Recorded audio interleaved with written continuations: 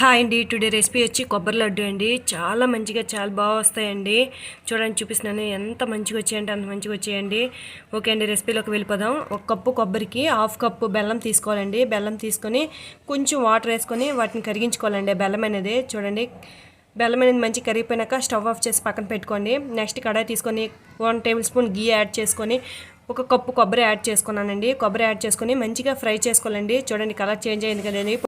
కొబ్బరిలో వాటర్ అంతా పోయి పొడిగా అయిపోయింది కదండి. ఈ పొడిగా అయిపోయిన టైంలో మనము బెల్లం పాకం అనేది యాడ్ చేసుకోవాలండి. మరిగించుకొని ఉన్నది అది యాడ్ చేసుకొని మనకి మంచిగా పట్టేటట్లు కలుపుకోవాలండి. కలుపుకున్నాక చూడండి, అది కొంచెంసేపు ఉడకడానికి టైం పడుతుందండి.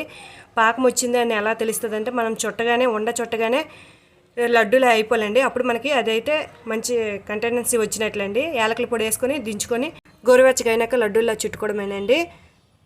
సబ్స్క్రైబ్ చేసుకోండి. Thank you for watching.